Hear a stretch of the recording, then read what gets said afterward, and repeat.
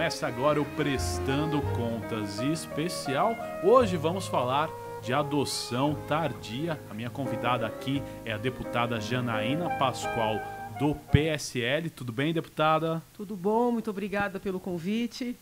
Eu tenho também aqui o nosso convidado, o Dr. Gabriel Sormani, que é juiz de direito da Vara da Infância de Taboão da Serra. Tudo bem, doutor? Tudo bem, muito obrigado, uma honra estar com vocês. Vamos falar hoje de adoção tardia e a gente começa, com uma notícia aí que repercutiu em toda a mídia: desfile de crianças para adoção em shopping lá no Pantanal. Gerou revolta. Deputada, o que a senhora achou de tudo isso?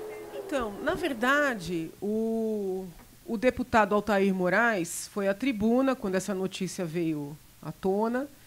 Agora vem a nota de repúdio. Por incrível que pareça, a cada dia que passa no nosso país, nós ficamos impressionados com certas atitudes. Crianças, Coronel Telhada, crianças estão sendo mercadorias agora expostas em shopping para adoção. Eu fico indignado com esse tipo de coisa, porque, sinceramente, agora no Mato Grosso do Sul, no Mato Grosso, um shopping resolveu pegar crianças, Gianazzi. Eu sei que você, com certeza, não deve concordar com isso, até pela sua postura que a gente vê aqui. Nós vemos, pegaram as crianças, fizeram um desfile com essas crianças no shopping, para adoção. E colocaram algumas pessoas que queriam ver as crianças desfilando e escolher como se fossem mercadorias, deputada Edna Macedo. Isso é absurdo. Isso é revoltante. Eu cheguei a ver uma matéria das crianças colocando a melhor roupinha que elas tinham e dizendo: hoje eu vou sair com meu pai e com a minha mãe daqui. Eu vi crianças chorando. Eu sou pai, eu tenho certeza que quem é pai sabe o que é isso. Imagina a frustração dessa criança, desfilando num shopping, achando que vai ser aceita por aquela família, porque foi essa a expectativa que colocaram naqueles pequeninos. E sabe o que aconteceu depois, senhores? Nenhuma criança foi adotada. Nenhuma. Isso é um desrespeito. Isso é um desrespeito com as crianças. E as pessoas acham a coisa mais normal do mundo. As crianças saíram chorando. Eu até me emociono com essas coisas. Porque como pai, como avô, a gente sente a dor. Isso é um absurdo. Acontecer isso é um absurdo. Então, fica aqui a minha nota de repúdio. Criança tem sido mercadoria exibida em passarela. Eu tenho uma proximidade muito grande com o deputado Altair, nós compartilhamos várias ideias, com relação à proteção da criança, e eu entrei em contato com ele e falei: mas, deputado, o senhor já avaliou que talvez não fossem projetos dessa natureza, essas crianças não teriam sido adotadas? E naquele mesmo final de semana foi publicada uma matéria. Existe uma revista da UOL que é especializada em questões femininas, muito embora essa questão esteja para muito além do feminino. Exato. Chama Universa. E a Universa fez uma matéria mostrando que nestes desfiles, algumas mocinhas, já na faixa dos 14, 16 anos, encontraram suas mães. Para ser muito realista, realmente é muito difícil de conseguir a adoção de um adolescente de 15 anos. Muito difícil mesmo. E eu recordei que o doutor Gabriel Sormani, que eu tive a honra de orientar no mestrado na USP, há um tempo atrás foi receber, em nome do Tribunal de Justiça, um prêmio por um projeto também bastante, vamos dizer assim, vanguardista, que também recebeu severas críticas à época, porque nós conversamos a respeito durante, no momento em que eles estavam sendo atacados Sim. pelo projeto. Eu lembrei do projeto do doutor Gabriel e entrei em contato com ele e falei: eu queria ouvi-lo sobre este outro projeto do desfile. E daí nasceu a ideia desse convite, desse diálogo. Eu tive a ideia de convidar o juiz Gabriel Sormani para essa entrevista, que ainda vai passar. Eu lembrei que o juiz Gabriel Sormani, há um tempo atrás, foi receber um prêmio, né, de inovação no Poder Judiciário. Não foi para ele pessoalmente, ele foi receber institucionalmente, foi o Poder Judiciário aqui em São Paulo. Em virtude deles terem montado, também sob severas críticas, um catálogo com crianças consideradas, entre aspas, velhas, né, para adoção. E, neste catálogo, as crianças são apresentadas com suas características para aquelas famílias que desejam ter filhos ou mais filhos e que estejam dispostas a fugir do padrão, né? Porque o padrão, e com isso não tem nenhuma crítica, mas o padrão é a adoção de crianças na primeira idade, ali, no máximo até 3 anos de idade, na primeira infância. E, então, eu tive a ideia de convidar o magistrado para ele dividir conosco a sua experiência. E foi um programa, eu devia ter pedido para ficarmos nós dois. Porque, em vários momentos, assim, eu tive que conter o choro, haja vista a experiência daquele juiz, e ele trouxe as críticas que não foram só de deputados, mas também críticas dos próprios magistrados que lidam com a questão.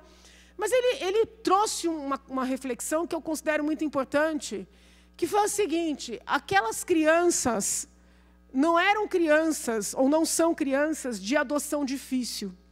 São crianças de adoção impossível. Então, quando a gente lança a mão de programas que muitas vezes são um tanto quanto ousados, né, às vezes até despertam esse sentimento, muitas vezes é a nossa única saída, é a única saída para aquelas crianças. E ele,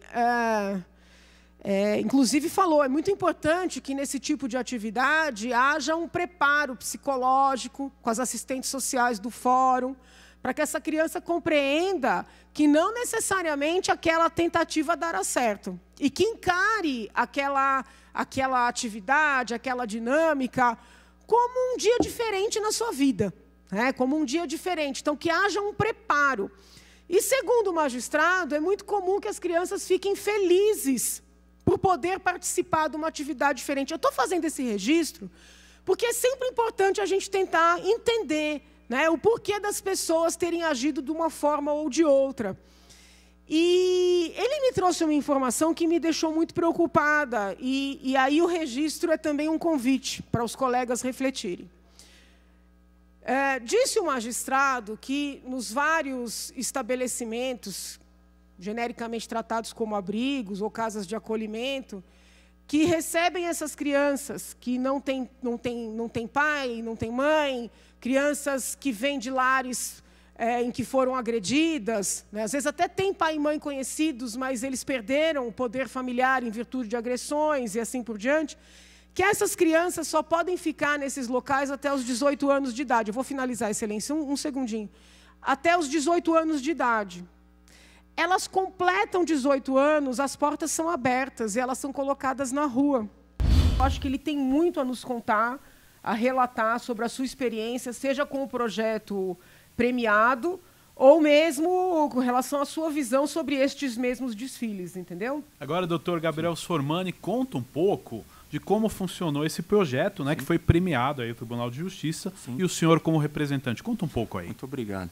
Bom, primeiro que a honra foi minha de ser aluno, ter sido aluno da professora e deputada Janaína Pascoal, que acompanhou a convivência de aluno e orientadora, foi bastante próxima, né, nos últimos 3, 4 anos, e acompanhou essa trajetória de angústia de tentar fazer esse projeto virar. O nascimento desse projeto do tribunal, que se chama Adote um Boa Noite e continua em vigor, as pessoas podem acessar o site adoteumboanoite.com.br ou acessar por link diretamente no site do Tribunal de Justiça de São Paulo, que é www.tjcp.jus.br. A ideia desse projeto nasce de uma angústia comum a todos os juízes, promotores, a todos que trabalham na área da infância e juventude, de ver crianças numa faixa etária um pouco maior, de 6, 7, 8, 9 anos.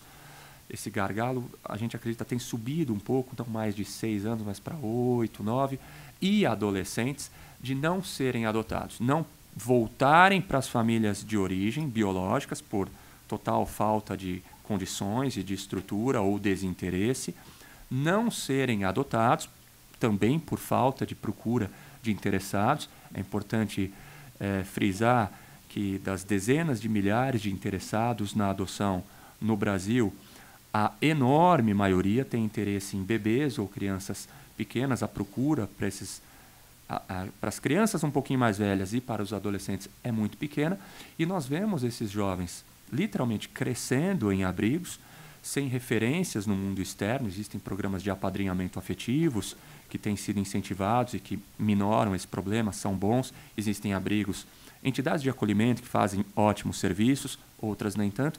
Mas a verdade é que a criança e o adolescente chega aos 18 anos, e daí a importância de tentarmos ser um pouco ousados, fazermos alguma coisa, porque é isso que as pessoas não percebem muitas vezes. Esse jovem faz 18 anos e sai para a vida sem referências, via de regra com uma escolaridade não ideal, e é muito comum que esses jovens não desenvolvam as suas potencialidades depois, né? Estejam em situação de vulnerabilidade e exposição depois. Possam se envolver com criminalidade ou enfim. A ideia com isso é justamente a gente colocar para a sociedade a reflexão sobre esse tema, né? Por que não adotar uma criança com mais de 8 anos ou um adolescente? Claro que as pessoas podem refletir sobre isso e chegar à conclusão de que não querem, e isso é absolutamente legítimo, não tem nada de errado, não tem nenhuma violação ética, nada moralmente condenável, nada disso. Apenas a ideia é colocar isso para reflexão, e a gente tem dados concretos que mostram que, colocando isso para o debate e para a reflexão social, as pessoas acabam concluindo que é perfeitamente possível exercer o sonho. Mudando a opinião, né? Claro, de ser pai ou de ser mãe com essas crianças com mais de 8 anos, né? Muitas pessoas não se apresentam para adotar crianças com mais de 8 anos porque sequer pensaram na possibilidade, por incrível que pareça, né? Isso ficou muito evidente para nós a partir do momento em que a gente lançou essa campanha. Então, além de dar visibilidade para essas crianças e para esses adolescentes, porque também a sociedade não sabe quem são, né?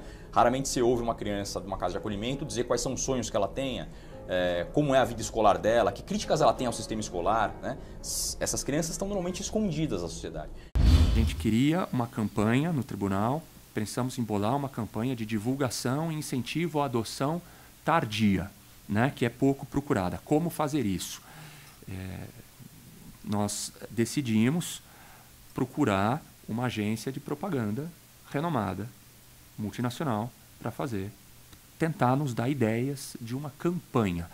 Eu confesso que não sabia. Na minha cabeça ali pueril, eu pensava, quem sabe fazem um anúncio na televisão, bacana, bonito. A gente consegue uma inserção no Jornal Nacional ou na novela.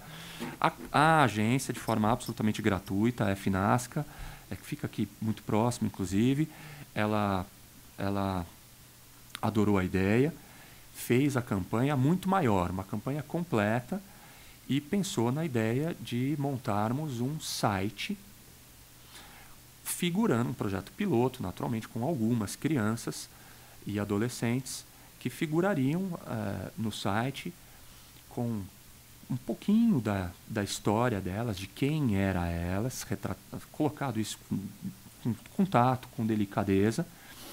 E no site haveria também todas as explicações de como adotar. Essa ideia nos causou muito choque no início. Não podemos, a expressão é sempre essa, não podemos expor essas crianças, né? E muita gente no tribunal foi contra, gente muito boa, muito respeitada, que trabalha na área há muito tempo, mas nós acreditamos, e acabou vencendo essa compreensão, de que não existe vedação no ECA ao que nós estávamos fazendo. Se retratar essa criança com bom gosto, com cuidado, precedido de um estudo psicossocial sobre a possibilidade dessa criança participar, um estudo psicossocial específico para a participação dessa criança, abordando inclusive a questão do risco dela ser retratada e não ser adotada, e não haveria o problema. Então, o problema da exposição é você colocar uma criança sendo maltratada, uma criança numa situação indigna, um adolescente infrator, você expô-lo à execração pública. No nosso caso, nós entendemos que realmente para isso não haveria a vedação ao ECA, e é bom que se diga, nesse aspecto específico, nós não fomos sequer pioneiros. O Tribunal de Justiça do Espírito Santo já tinha um site nesses moldes, e o Tribunal de Justiça de Pernambuco já tinha feito, não com site, mas já tinha feito uma campanha junto ao Esporte Clube do Recife, de futebol, das crianças entrarem com os jogadores. É um projeto chamado Adote um Torcedor. As crianças apareciam, salvo engano, no telão do estádio. Ambos projetos com sucesso. O estado do Paraná, por exemplo, criou um aplicativo que é bem interessante, é o Adote, um aplicativo que eles estão usando justamente para fazer essa aproximação por via digital. Por que a campanha chame Adote um Boa Noite? A ideia inicial era nós lançarmos a campanha no Boa Noite mais famoso do Brasil, no Jornal Nacional, e botarmos as crianças na bancada do Jornal Nacional. Isso acabou não sendo possível, houve uma matéria no Jornal Nacional, no mesmo dia, foi no Dia das Crianças, dia de Nossa Senhora Aparecida de 2017, houve uma matéria no Globo Esporte, com as crianças no palco, e à noite uma matéria no Jornal Nacional. Nesse Dia da Criança, a gente vai falar dos mais de 45 mil adolescentes e crianças que vivem em abrigos no Brasil. 80% deles têm 6 anos ou mais e poucas chances de adoção. Em São Paulo, o Tribunal de Justiça lançou uma campanha para tentar mudar essa realidade.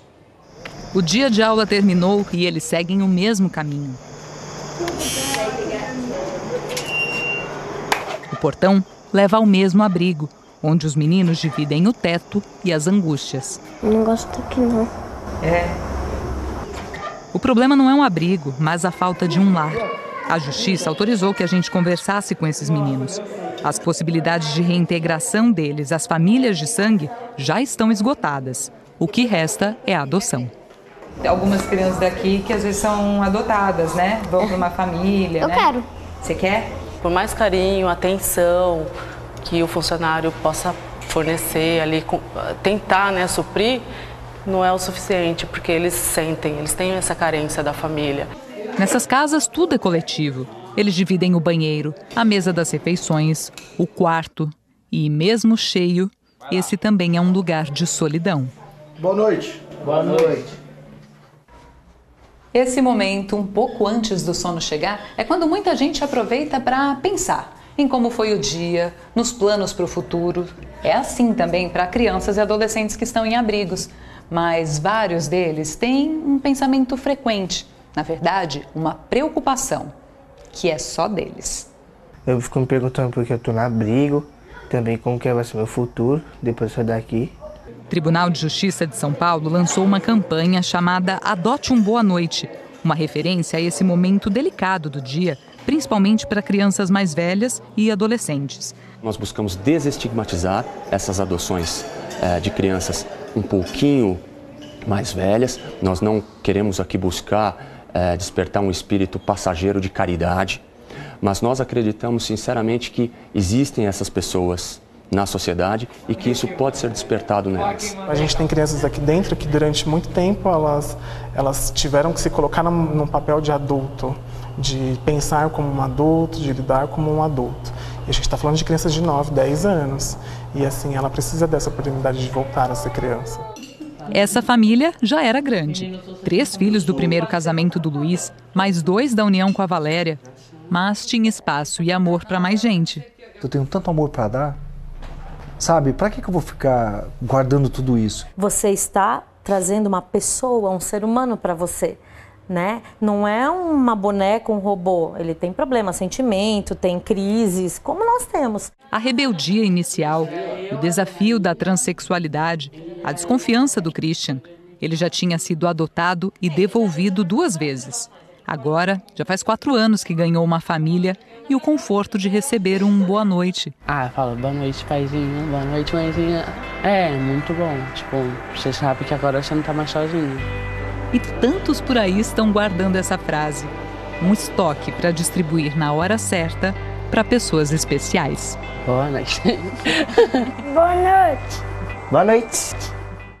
O site a matéria sobre adoção tardia, o site foi lançado e desde então tem sido muito bem sucedido. Outros fóruns desse projeto piloto inicial em Santo Amaro, outros fóruns demonstraram interesse, outros juízes demonstraram interesse, Tatuapé inicialmente, depois Guarulhos, Campinas, Jaguariúna, e a campanha está funcionando à disposição dos juízes que têm interesse, aí que está, não é obrigatório, do juiz da vara da infância que, conversando com o seu setor técnico, assistente social, promotor, tem interesse em participar. As crianças participam de estudo psicossocial antes, tudo é conversado e elas são retratadas no site.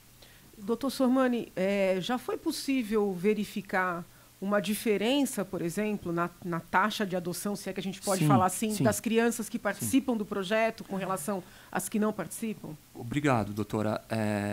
Exatamente. É bom lembrar, essas crianças e adolescentes que entraram na nossa campanha não são crianças de adoção difícil. É claro, ninguém tem bola de cristal, nós não sabemos o que aconteceria no futuro, mas elas não eram crianças e adolescentes de adoção difícil. Eram crianças e adolescentes de adoção dificílima. Crianças e adolescentes em relação às quais já havia sido tentada a colocação em família substituta no cadastro local de adoção, no cadastro estadual de adoção, no cadastro internacional e no cadastro nacional. Na maioria delas, mais de uma vez. Então, eram crianças e adolescentes em relação às quais não havia nenhum interessado. Podia surgir amanhã? Podia. Mas não havia nenhum interessado. Crianças e adolescentes em relação às quais o prognóstico mais provável, absolutamente provável, era de permanência no abrigo até os 18 anos. Aí, tchau, vai para a vida.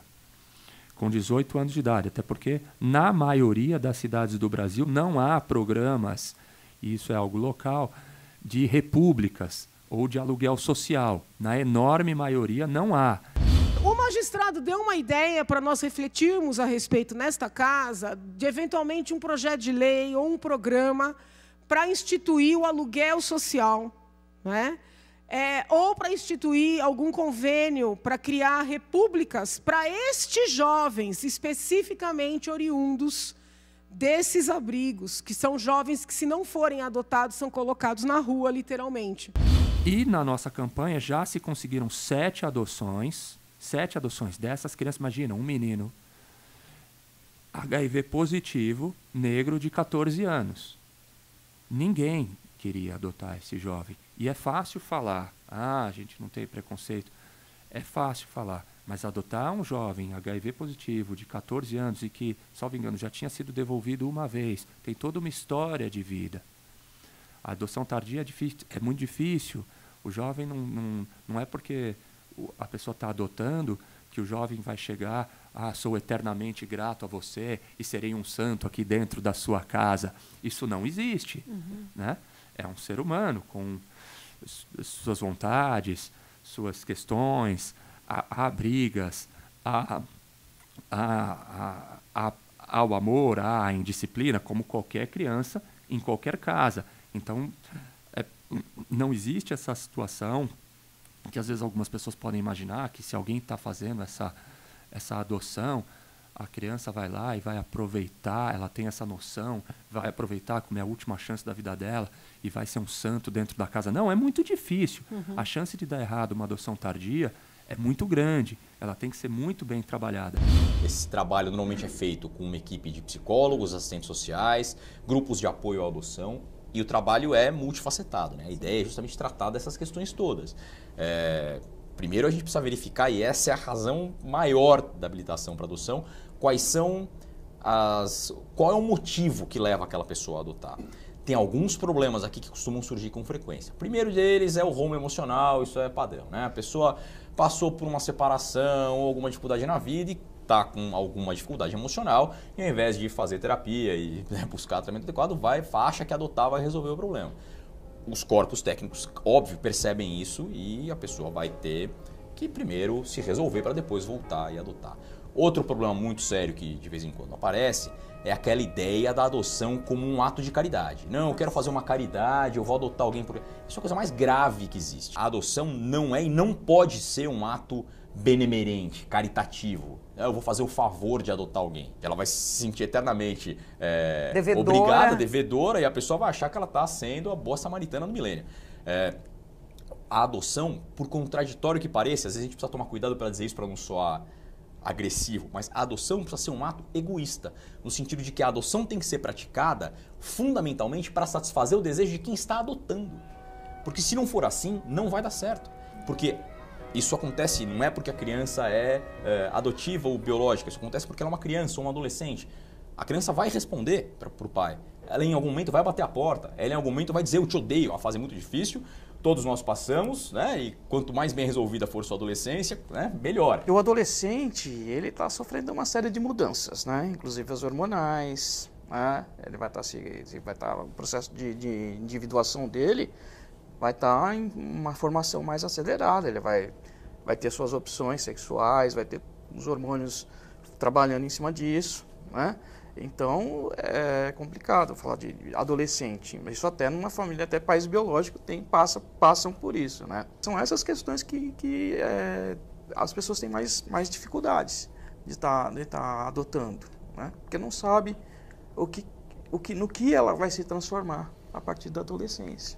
A pessoa que vai adotar achando que está fazendo um favor, no primeiro ato de rebeldia do filho, e vai acontecer um ato de rebeldia, porque somos seres humanos, ele vai falar, nossa, mas eu estou te fazendo um favor e é assim que você reage para mim? Poxa, então, que é um absurdo, né? Então, a preparação serve justamente primeiro para a gente detectar essas falhas todas, né? Essas questões todas, e para entender se a pessoa realmente está ali impelida pela vontade de ser pai ou mãe, que é o que verdadeiramente serve para adotar alguém, né?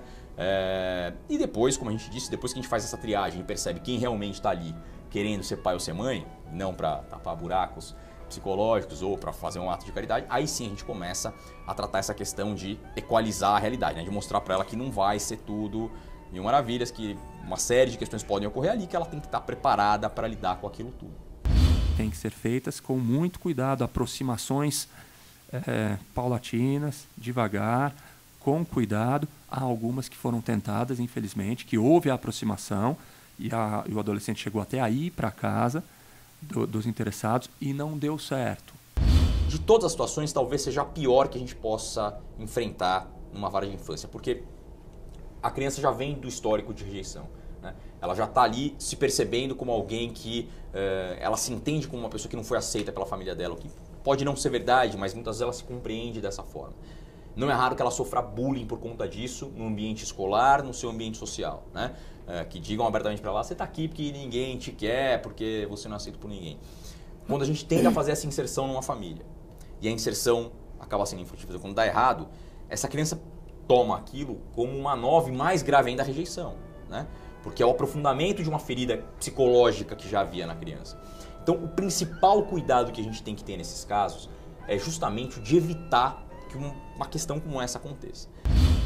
Acontece. E fora isso, há também um sucesso grande de apadrinhamentos afetivos.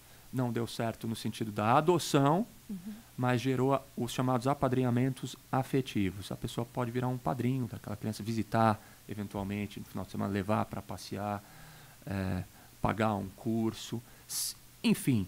Não adotou, mas ela pode se tornar uma referência para aquela criança quando ela sair do abrigo. Ajuda a ser um padrinho afetivo, efetivamente. Ou, se não quiser o envolvimento afetivo, um padrinho financeiro. A campanha colocou o tema na pauta, despertou o assunto. O tema é muito importante por isso, iniciativas como essa, elas têm essa validade não só quando a adoção é bem sucedida.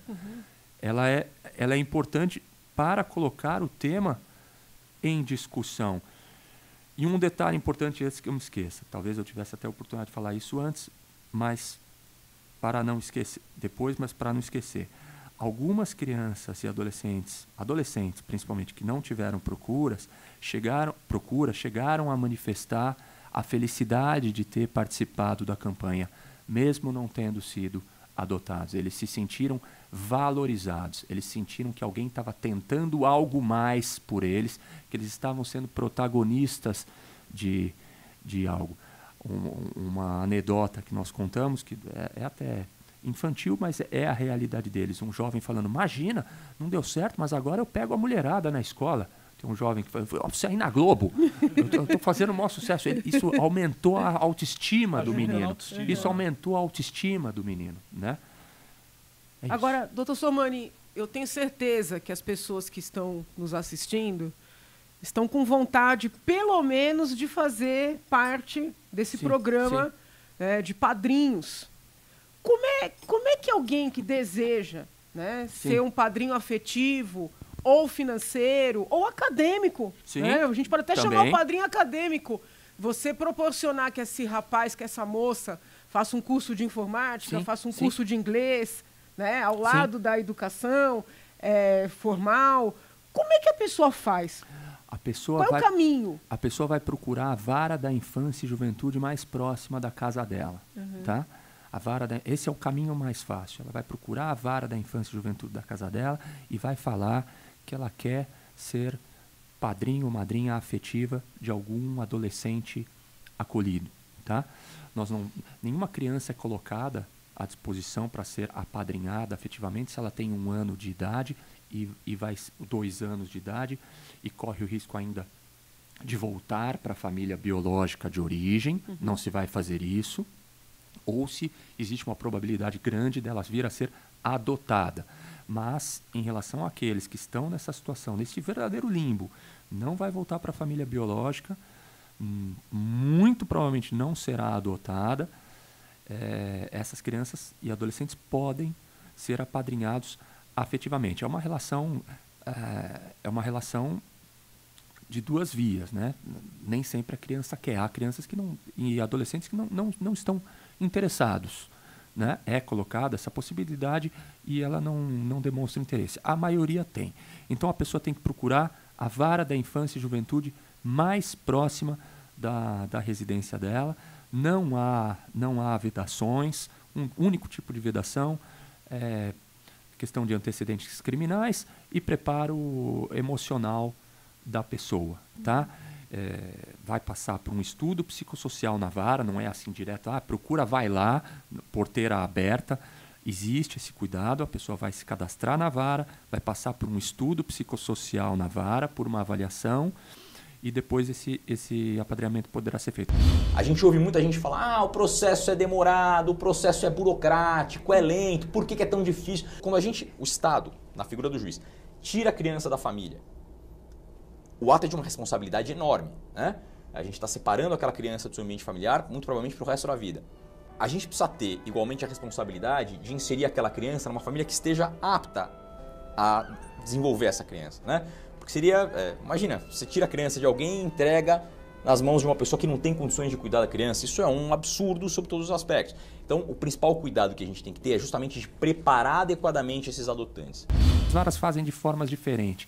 Tem vara, por exemplo, que primeiro seleciona todos eles que estão preparados para serem padrinhos afetivos, depois um dia faz um evento no abrigo com as crianças e os interessados para deixar a liga dar naturalmente. Há varas que não, que selecionam e indicam a criança que a vara, que o setor técnico da vara, psicólogo e assistente social, acham que tem o perfil melhor. O ECA, nem as normas do Tribunal de Justiça, o provimento em vigor no Tribunal de Justiça regulando o assunto, nem o ECA estabelecem a forma específica. Isso fica muito aberto para que as peculiaridades locais de cada pequena cidade do Brasil as peculiaridades sejam respeitadas. Está fazendo assim? Está funcionando? Ótimo. Outro detalhe. A única coisa que a gente tem que ter cuidado é assim, normalmente quando diante de uma notícia dessa possibilidade de apadrinhamento ou da adoção tardia, por exemplo, no nosso site, o que costuma acontecer e a gente tem que tomar cuidado? De despertar o sentimento caritativo, né, das pessoas. É muito natural. A gente assiste um filme, uma pessoa faz uma boa ação, ou vê uma campanha dessa, nossa, eu vou adotar 2, ou eu vou apadrinhar. E com relação a isso, há que se ter cuidado, porque esse sentimento passa. É difícil, não é fácil, né? ir lá toda semana ou ir lá semana sim, semana não. Você tem seus compromissos, você tem sua própria família. Como eu falei, o adolescente, mesmo apadrinhado afetivamente, nem sempre ele vai te receber soltando rojão. Que felicidade em te ver. Ele é um adolescente normal, como qualquer outro. Então, a pessoa tem... O assunto tem que ser refletido, né? A gente só solicita essa compreensão de uma reflexão, uma maturação com a própria família. Se a pessoa for solteira, ela pode apadrinhar ou adotar, se for solteira, mas se ela for casada ou tiver um companheiro ou companheira, conversar isso, né, com o cônjuge, tem que ser algo da família, refletir a respeito. Agora, doutor, uma pergunta importante, até de forma didática, para o telespectador da TV Alesp: o que configura uma adoção tardia? E existe muito preconceito, doutor?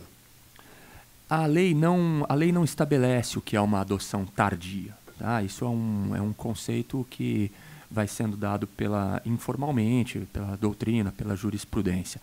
Não existe essa regra a partir de X anos. O site do CNJ, há um tempo atrás, o CNJ estabelecia isso a partir dos 3 anos. Eu não vejo dessa forma. Hoje, felizmente, uma criança de 3 anos, ela não existe mais esse gargalo, é adotada muito facilmente. Há alguns anos atrás, uns 10, 8 anos atrás, eu sinto que esse gargalo, a trava era ali a partir dos 6, 7 anos, já era muito difícil, muito difícil. Eu sinto que hoje isso já mudou. O problema já se deslocou ali para 8, 9, ainda se consegue, às vezes 10. Eu diria que a adoção tardia a gente poderia definir como aquela adoção de crianças e adolescentes cuja a procura de interessados já se tornou escassa. Uma criança de 3 anos hoje, felizmente, ela não é um problema para encontrar interessados. 3, 4 anos, felizmente, essa criança é adotada com alguma facilidade. Agora, doutor Sormani, se a pessoa ainda não se sente preparada emocionalmente para assumir esse compromisso, que eu entendi bem a sua fala, acho importante essa clareza, né? Sim. Para que não tenha todo mundo aí um surto de caridade e depois abandone a criança no meio do caminho, que pode gerar, vamos dizer assim, um trauma até maior. Mas a pessoa ainda não está preparada emocionalmente ou não tem o apoio da sua família para isso, mas ela tem condições de colaborar, por exemplo, para a educação dessa criança. Ela também precisa passar por um estudo psicossocial ou existe um caminho mais fácil? Chegar à vara e dizer o seguinte: olha, aqui... vou dar um exemplo meio prático, mas nós somos práticos e por isso nos damos bem. Chega uma pessoa que tem condições financeiras e quer, por exemplo, pagar um curso para 3, 4 crianças que dentro de um abrigo demonstrem alguma aptidão para idiomas ou alguma aptidão para exatas. Ela precisa passar por algum tipo de estudo? Eu entendo que não. Eu entendo que não. Tá. Como eu falei, não existe regulamentação específica no ECA em relação a isso. Na minha vara, se isso acontecesse, infelizmente nunca aconteceu, nós temos tentado fazer campanhas nesse sentido, se isso acontecesse, não haveria óbice nenhum. Aliás, aqui vai o agradecimento público à subseção da Ordem dos Advogados do Brasil, lá de Taboão da Serra, cuja comissão da Infância e Juventude nos procurou, querendo ajudar justamente nessas questões. Vai aqui o meu agradecimento à doutora Elaine Abud, que é a presidente da subseção, e a todos os membros da comissão. Nós temos procurado e falamos para eles, para a comissão, pedimos justamente nisso. Pode ser afetivo, pode ser financeiro. Né? Quantos advogados há aqui nessa circunscrição? Centenas nessa comarca, centenas de advogados. E os irmãos dos advogados, que são economistas, engenheiros, o primo. Quer dizer, é uma classe que pode ajudar muito. Então, da minha parte, eu acho que quanto menos nesse aspecto, até por não haver o envolvimento emocional, quanto menos burocracia, melhor. São crianças e adolescentes que precisam dessa ajuda, assim, e pode vir a ser muito útil. Pagar um curso de inglês, pagar um tratamento ortodôntico, às vezes, que seja.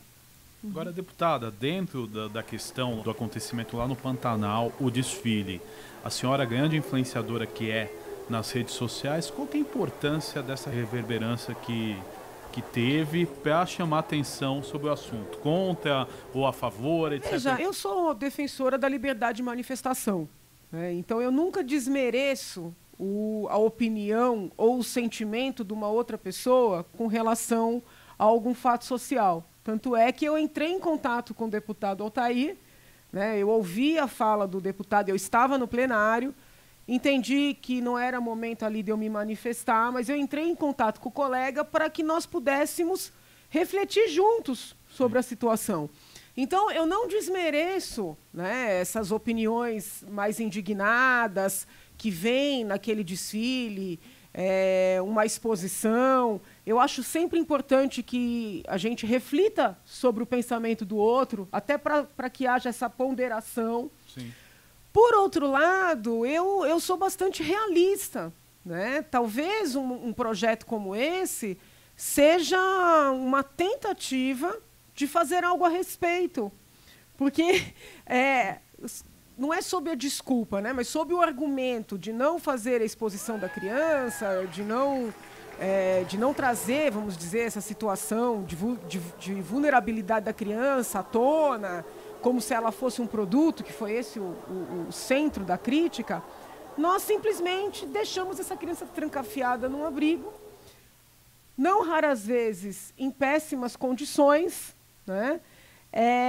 Então, entre a realidade posta e uma possibilidade de saída, eu prefiro me apegar a essa uma possibilidade de saída, tomando, obviamente, os cuidados que o Dr. Sormani trouxe, né, da equipe multidisciplinar ali, fazer um preparo psicológico junto às crianças, para que elas saibam que é uma atividade, né, Sim, que não significa moda, né? que haverá essa mudança de vida, Sim. é uma possibilidade.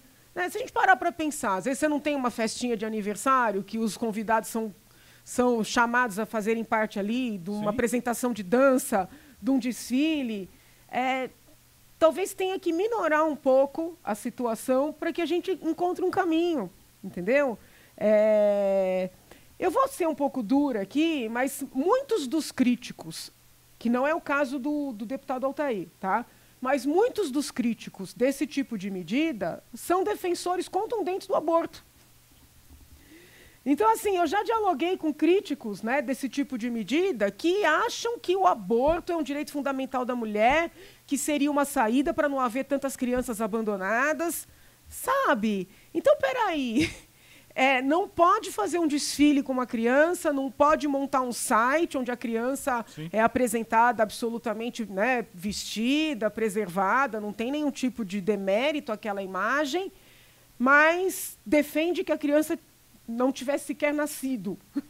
Então, assim, a gente tem que falar essas coisas com todas as letras, né, sem desmerecer o pensamento do outro, para que nós possamos pôr um pouco o pé na realidade, né? É difícil, são temas polêmicos, mas que a gente tem que começar a enfrentá-los, sem medo de falar, né? Sem medo de falar, entendeu? Porque fica com muito dedo, né? E você não encontra saída para essas pessoas que estão oprimidas, que estão maltratadas, que estão sem futuro. O doutor Sormani estava falando ali, eu fiquei apavorada. Quer dizer, então, que o menino ou a menina eles completam 18 anos, eles são largados na rua, é isso? Eles vão morar na rua? Em São Paulo, felizmente, existe... Estava conversando, a propósito do nosso encontro hoje, eu estava conversando com a colega juíza da Infância e Juventude da Vara Central, aqui de São Paulo, doutora Mônica Arnone, e ela estava mencionando que em São Paulo, no município de São Paulo, a situação de repúblicas para jovens, ela está controlada, né? Uma questão de organização, existe uma questão de organização, mas não existe um déficit relevante de vagas. Mas na maioria das cidades do Brasil não existem programas ou de república para jovens desacolhidos ou de aluguel social. Eu conheço algumas histórias de jovens que... Aliás, fiquei sabendo isso recentemente. Eu posso contar, porque não vou relatar, não vou falar o nome do jovem. Fiquei sabendo recentemente de um jovem que hoje com 19 anos, que cresceu acolhido nessa situação e foi acolhido numa comarca na qual eu trabalhei, lembro dele, procurou. Isso quem me contou foi o escrevente do fórum com que eu estive ontem. Eu já sabia de uma outra passagem dele, mas ontem teve mais uma. Ele apareceu outro dia no fórum pedindo por um escrevente do cartório, que era com quem ele tratava, que ele não tinha comida, não tinha o que comer. Agora, o senhor acha... Isso é comum. O senhor acha que cabe ao Estado desenvolver uma política pública também para encaminhar o jovem depois dos 18 anos? Eu acho que seria muito importante algum tipo de programa ou da disseminação desses programas de repúblicas para jovens desacolhidos, depois que eles fazem 18 anos, ou alguma forma de aluguel social. Tem essas duas possibilidades. Algumas comarcas têm em uma forma, outras têm em outra. A maioria, mas é sempre municipal, a maioria não tem nenhum. E o jovem fica sem eira nem beira mesmo quando sai. A chance desse jovem ir para o caminho das drogas, por exemplo, é enorme. E do crime, né? E do crime, de modo geral. E do crime. Bom, mudando um pouco de assunto, na verdade, dentro do mesmo tema, doutor Gabriel, o nosso ordenamento jurídico hoje já contempla a chamada entrega legal, né, que é aquele procedimento pelo qual a mulher que está grávida e por alguma razão não pode ficar com seu bebê, procura o fórum ou procura as autoridades noticiando esse desejo de entregar a criança para adoção. Eu gostaria de ouvi-lo, como está funcionando, como é que nós poderíamos, vamos dizer assim, fortalecer esse programa, né? Se pudesse trazer um pouquinho da sua experiência a respeito. Eu acho que esse programa funciona bem, essa previsão legal ela é salutar. Eu penso que a mulher que chegou a essa decisão, ela já refletiu a respeito e essa decisão tem que ser desburocratizada para ela. Ela não pode sofrer nenhum tipo de pressão, constrangimento, tentativa de reversão da sua ideia.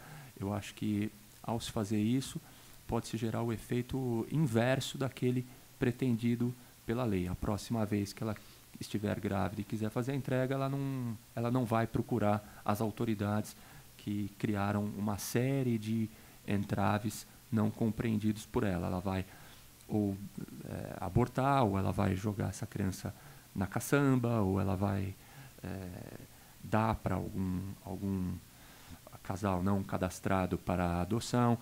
Então nós temos que facilitar a vida dessa mulher, respeitar a decisão dela e colher o nosso trabalho deve se limitar a acolhê-la e colher a impressão, a vontade verdadeira dela, se ela está sendo coagida, se ela está passando por um momento psicologicamente de alteração, algo ligado ao estado puerperal, se a vontade dela é livre e refletida. Se assim for, isso tem que ser absolutamente facilitado. Essa mulher deve procurar a rede socioassistencial do município, pode ser o CREAS, o Conselho Tutelar, pode ser direto no hospital ou pode ser direto no fórum.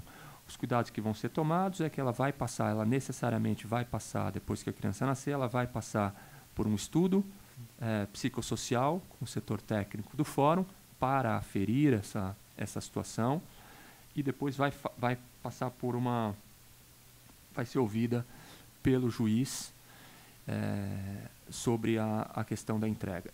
Mas o cuidado deve ser esse, de não forçar a barra junto a essa mulher para a colocação da família, da criança junto a uma mãe para quem ela não quer entregar para a mãe dela, ou para uma tia para quem ela não quer dar para a mãe dela. Isso pode ser colocado para ela, a colocação da família extensa, o ECA prevê isso, essa possibilidade, essa preferência da criança ficar na família extensa, mas sem nenhum tipo de forçação de barra com essa mulher, porque o resultado pode ser completamente o inverso. Muito interessante. É importante que quem está nos assistindo, o ideal, né, seria que aquela gravidez não desejada fosse evitada. Né? E existem muitos métodos para tanto. Mas acontece, né, de não serem utilizados esses muitos métodos, ou eventualmente até utilizando os métodos de uma gravidez ocorrer. E é importante que as mulheres, né, que os casais, porque não necessariamente é uma decisão só da mulher, infelizmente muitas vezes é só da mulher porque fica abandonada, mas pode ser uma decisão do casal, que saibam que existe um caminho, né, um caminho jurídico, um caminho previsto em lei, um caminho lícito, que é de levar a gravidez até o final, permitir que essa criança nasça e entregar essa criança para adoção.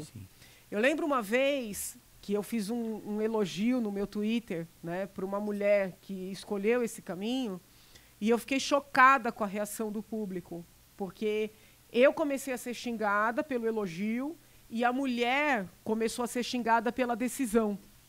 Então, é muito importante também que a nossa sociedade compreenda que a mulher, né, que decide levar essa gravidez até o final e entregar essa criança para uma família criar, ela está praticando, né, várias bondades.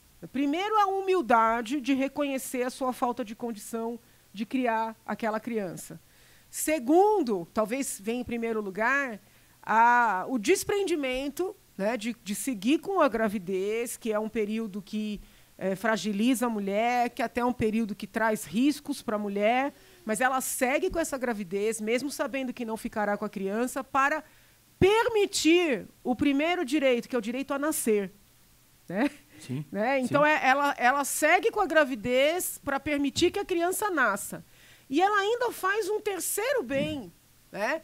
Ela possibilita que uma família que, por alguma razão, não pode ter uma criança, venha a ter um filho. Entendeu? Sim. Então, porque existem muitos casais, né, muitas famílias na fila da adoção. Sim. E então, assim, esta mulher, ela tem que deixar de ser vista, né, com esse olhar tão cruel da sociedade e passar a ser considerada uma pessoa que está fazendo um bem. A gente tem que mudar um pouco essa cultura. Tem até alguns trabalhos mostrando, né, mães abandonadas, como é difícil a mulher chegar à conclusão de que não vai poder criar o seu filho e como muitas vezes é dolorido para ela. Né? Então, assim, não vou aqui fazer juízo de valor, dizer que é mais fácil abortar ou é mais fácil abandonar. Não vou fazer esse tipo de comparação.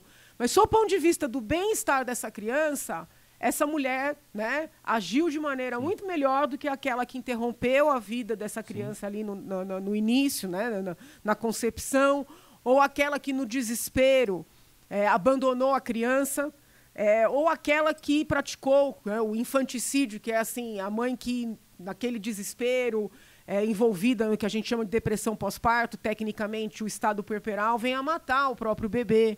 Então é importante que as mulheres saibam que existe um caminho jurídico, né, para essa situação que muitas vezes se apresenta como sem saída. Sim. E que a sociedade acolha essas mulheres. Né? Inclusive as famílias, porque muitas vezes a família gera uma pressão em cima dessa mulher, né? Que faz com que ela cometa um crime. E depois não irá apoiála. Sim. E depois não irá apoiá-la. Isso é muito comum. Quando é bebê, isso a gente vê bastante. Quando é bebê, existe alguma mobilização da família, de interessados, começa a dar trabalho. A criança passa do tio A para o tio B, do tio B para o tio C, ou a avó já não está mais com aquela saúde tão boa, e essa criança acaba voltando para essa mãe, ou mãe não há, e ela acaba brigada aos 7 ou aos 8 daí. Né? Então, o achincalhamento dessa mulher que está querendo fazer a entrega, ou a criação de entraves para essa mulher é absolutamente nocivo. O que vai fazer é facilitar com que outras mulheres na mesma situação dela optem por aborto, optem por abandono dessa criança. Então, isso tem que ser muito facilitado. Procurem o fórum, e isso tem sido facilitado, acho que pode ser mais divulgado. Procurem o fórum mais perto de sua casa e vocês serão acolhidas. Agora, doutor, um dado recente, no estado de São Paulo, cerca de 8.500 crianças estão na fila de adoção e 1.160 já estão prontas para ser adotadas, já que a família perdeu a guarda. Como em São Paulo, no estado de São Paulo, como fazer esse processo se tornar mais dinâmico para que essa fila caia? Justamente, eu tenho aqui uma distribuição percentual desse número de pouco mais de 1.100 crianças e adolescentes disponíveis. Quando a gente fala disponível para adoção, é que o poder familiar já foi definitivamente destituído dos pais, né? Já houve uma ação de destituição do poder familiar, já esgotaram-se os recursos, já transitou em julgado esta decisão. Não existe mais nenhuma possibilidade dessa criança voltar para o pai e para a mãe biológica e ela entra no Cadastro Nacional de Adoção. O cadastro me parece altamente positivo. Ele veio justamente para obstar que houvesse uma prevalência econômica e eventual compra de criança, como se costumava ver, claro que de forma escamoteada, mas como havia há 10 anos, né? Era muito comum encontrar, existem casos inclusive de corretores de criança que já foram surpreendidos, né? Pessoas que dão um cartão e falam, olha, você está procurando uma criança, eu acho uma criança do seu perfil, você me paga tanto, eu acho uma criança do seu perfil. Isso é crime, obviamente, né? E o cadastro veio para tentar corrigir essa distorção. E eu acho que em boa medida conseguiu. Agora o CNJ está implementando um sistema informatizado que vai substituir o Cadastro Nacional, né? Um sistema que é muito mais amplo que o cadastro, além de ter a relação daqueles que querem adotar no Brasil e a relação daqueles que podem ser adotados. Esse sistema vai acompanhar a evolução do procedimento da adoção, né? Então é algo dinâmico, não é algo estático como o cadastro, é algo dinâmico que vai certamente favorecer e agilizar os procedimentos da adoção. Mas o cadastro em si me parece positivo. O problema é a distribuição percentual de idades. Eu vou ler aqui, eu tenho números não tão atuais quanto o que você acabou de mencionar, são números do ano passado, mas para efeito do nosso raciocínio é perfeitamente válido. Essa distribuição percentual não mudou significativamente. Nós tínhamos, em 2018, 0,35% dessas crianças tinham menos de 1 ano, 0,44% tinham menos de 2, 1,22% tinham 3, 1,05% tinha 4, 2,53% tinham 5. O problema está ali, ó, as crianças 8 anos, 3,3% tinha 8, 6,54% tinha 10, 7,5% tinha 11, 9,16% tinha 12, 12,39% tinha 13, e assim por diante. Quer dizer, se a gente fizer a soma aqui, mais de 70% ou 80% são crianças com mais de 7 anos, e aumentando, né? Grosso para cima de 8, 9, 10, 11 anos. É realmente muito difícil de conseguir interessados na adoção de irmãos, especialmente mais de 2 irmãos, como no caso da Larissa, né, que adotou 3 irmãos, né? Então, essa questão da adoção de grupos de irmãos é uma coisa que nos preocupa e os juízes do Brasil todo, pessoas que trabalham com adoção no Brasil todo, estão preocupadas em encontrar soluções para isso. Como eu disse no começo, a adoção compartilhada é uma das modalidades que a gente encontrou para tentar aumentar esses números, né? Aprimorar esses números todos. Para grupos de irmãos em que algum dos irmãos tenha mais de 8, 9 anos, a fila é 0, tende a ser 0, né? Então, aliás, foi o que aconteceu justamente no caso da Larissa, que é um caso bem emblemático, né? Você disse que demorou cerca de 4 meses para... Sim, e não tinham interessados lá em Santa Catarina, em 3 irmãos, né? Então a fila era 0 no caso dela. Lá em Santa Catarina não tinha interessados, eles já tinham buscado, né? Até casais habilitados para 2 irmãos, mas chegou e falou assim, não, 3 eu não quero. É mais difícil ainda, né? Claro. Existe um gargalo em relação a crianças negras também, mas é menor, isso já diminuiu bastante, eu não consideraria hoje algo que efetivamente representa um entrave. O grande entrave é a idade e condição de saúde. As pessoas querem crianças pequenas e saudáveis. Agora, deputada, Em maio, a ministra da Família e Direitos Humanos, a Damares Alves, anunciou que o governo deve fazer uma campanha de incentivo à adoção e também quer mandar para o Congresso uma lei para promover mudanças na lei de adoção. Na verdade, um projeto, né, para promover mudanças na lei de adoção. Qual que é a importância disso? A importância é total. A ministra Damares, ela tem uma pauta social muito relevante. Ela própria adotou, né, a sua filha. Ela lutou muito pela causa, por exemplo, pela vida das crianças indígenas, né? Eu sei que houve aí várias matérias jornalísticas ridicularizando e até criminalizando a ministra em função da adoção da sua filha, mas essas mesmas matérias não falam que a ministra, na verdade, lutou contra uma prática que ainda existe em algumas tribos no Brasil de, não vou encontrar outra palavra, a palavra é essa mesmo, matar o recém-nascido que tem determinadas características. É uma questão cultural, sim. Eu até tenho textos publicados defendendo que esses indígenas não sejam presos por esses atos, porque eles não têm consciência da ilicitude, isso faz parte da cultura deles.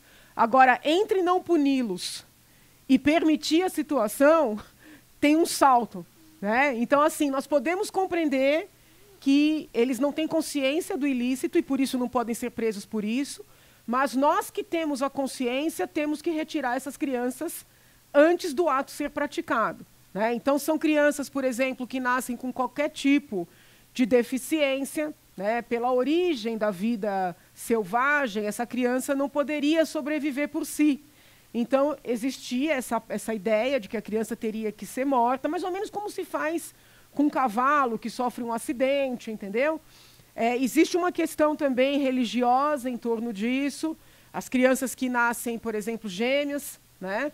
Existia a crença que algumas tribos ainda seguem, de que uma tem uma alma boa, a outra tem uma alma má, e aí, como você não sabe discernir, matam-se as duas. Então, a ministra Damares, que muitas pessoas desmerecem, ela tem uma luta nessa seara de décadas, né? Ela conhece o que ela está falando. Então, ela também tem um trabalho, além dessa questão da adoção, da preservação da vida dos bebês indígenas, ela é uma mulher que está extremamente atualizada no que diz respeito ao suicídio de jovens, né? Todas essas causas de risco para os jovens se matarem, o álcool, as drogas, o abandono familiar, a invisibilidade, mesmo em famílias ricas até, entendeu? Ela que me, por exemplo, foi numa visita que eu fiz a ela que eu fiquei sabendo do problema da mutilação. Cutting, né? Sim, eu desconhecia essa situação. Então, assim, ela é uma mulher que está dando os passos certos, né? E muitas vezes as pessoas desmerecem o trabalho dela por preconceitos de estilo, né?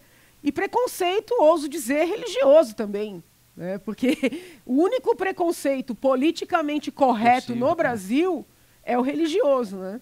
Aí ninguém, quando você fala mal de um evangélico, fala mal de alguém que tem uma determinada religião e tem coragem de externar essa religião, esse teu preconceito é politicamente correto. Então todo mundo te acha cute. Permitido. Agora, doutor, o outro fato, né, outro número que o CNJ traz é que 75% das famílias que se candidatam à adoção querem crianças com menos de 5 anos. 95,87% das pessoas que se apresentam às varas da infância querendo adotar, 95,87% querem crianças com menos de 8 anos. Em contrapartida, existem 5.078 crianças e adolescentes aptos a serem adotados. Apenas 543 têm menos de 8 anos. Apenas 10,69% têm menos de 8 anos. Então existe um descompasso evidente entre o perfil desejado por aqueles que se habilitam para adotar e o perfil das crianças e dos adolescentes que estão aptos a serem adotados. Com um detalhe, dessas 543 crianças com menos de 8 anos, certamente há centenas que tenham irmãos, né, que é um complicador a mais além da idade, ou que tenham alguma deficiência, que é um outro complicador. Então, o que se nota é realmente uma disparidade enorme entre a vontade dos habilitados, né, aqueles que se apresentam para adotar, e o perfil dessas crianças e desses adolescentes que estão nas casas de acolhimento. Em contrapartida, aceitam adolescentes, ou seja, aqueles que têm mais de 12 anos, apenas 330 daqueles 41.640, ou seja, 0,8% aceitam adolescentes com mais de 12 anos. Em contrapartida, dos 5.078 que estão aptos a serem adotados, 3.585 têm mais de 12 anos. Então, de novo, uma desproporção agora em sentido contrário, né? Muito mais adolescentes aptos a serem adotados nas casas de acolhimento do que habilitados para adotar adolescentes no Brasil todo, né? Essa é a grande questão hoje que se põe em termos de adoção. Como faz para mudar isso? Então, justamente, não tem... Veja, não vai aqui, a gente não pode inverter as coisas a ponto de achar que essas famílias estão erradas, não, você tem de condená-las, fazer algum tipo de raciocínio negativo. É todo o direito delas, não é? Se você quer, por um acaso, você quer uma criança, você sonha com isso, você quer uma criança um pouquinho mais jovem, ou você quer uma criança com determinada característica, não se pode aqui fazer nenhum juízo negativo, depreciativo dessas famílias, dessa opção. Olha, mas que absurdo, né? Que família preconceituosa. Porque não, nada disso. Que é algo que de vez em quando a gente vê, né? Na luta para que se incentive a adoção tardia, se vê com preconceito aquele que opta por não querer uma adoção tardia. Mas, dito isso, o único caminho que nós temos é, sim, colocar o tema frequentemente na pauta, na agenda, debater o assunto sem hipocrisia, tirar a invisibilidade dessas crianças e adolescentes com campanhas de incentivo à adoção tardia que façam um pouco mais do que tem sido feito até agora, como colocou a professora deputada Janaína Pascoal. É fácil se criticar de braços cruzados sem tentar algo mais. Para essas crianças e adolescentes, valeu a pena tentar? Depois, daqui no futuro, quando elas olharem para trás, valeu a pena essa tentativa para elas? Eu tenho certeza que sim, sabe?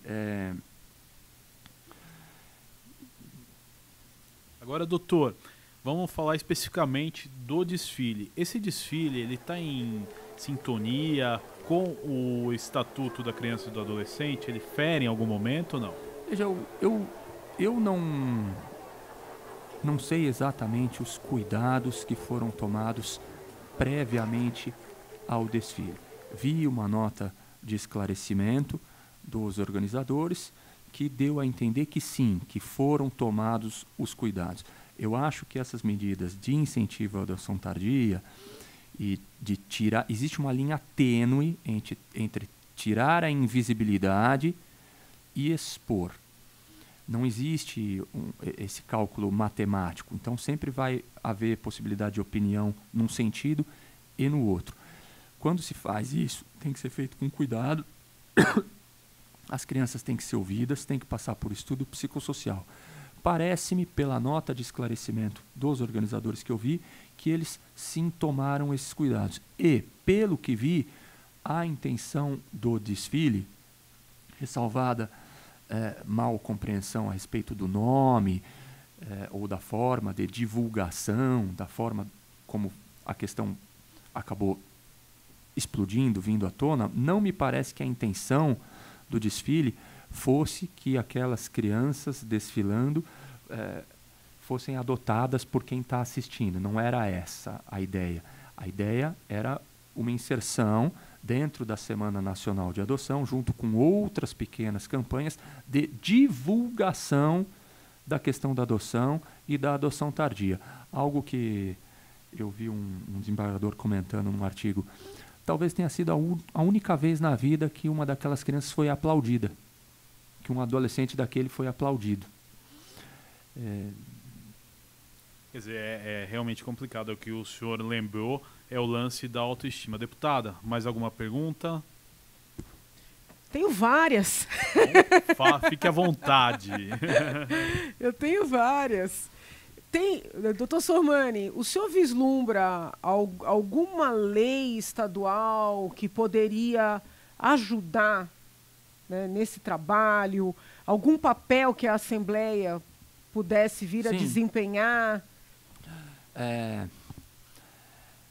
Como eu falei, nós temos que atacar a questão da adoção tardia, e eu acho que isso nós fazemos com medidas, com divulgação, com projetos, com eventos, com manter o tema na mídia. Às vezes tem gente, voltando um pouco, tem gente que falou mal a gente vê gente, não estou falando de ninguém famoso, né? Não é nada direcionado, mas nós vemos isso. Eu fui procurado por muitas pessoas no início com uma opinião radicalmente contra o que aconteceu. Pessoas que nunca doaram um saco de arroz para o abrigo que fica na esquina de casa, para o serviço de acolhimento do bairro. Não fazem nada a respeito. Outras que se limitam à doação da cestinha de Natal, que não é o que, ou o brinquedo velho, que não é o que essas crianças precisam, né? Brinquedo velho ou a cestinha de Natal, que é bacana, tem que continuar acontecendo, mas é pouco. Então, essas campanhas precisam continuar acontecendo. Eu acho que a divulgação é o mais importante, assim como a divulgação da entrega facilitada da gestante, mas nós temos que atacar a questão e quando não dá certo a adoção tardia ou o apadrinhamento afetivo, e essa criança sai para a vida pouco preparada depois dos 18 anos, esse adolescente. Eu acho que nós podemos pensar em projetos em âmbito tanto municipal, quanto estadual, quanto federal, se for o caso, de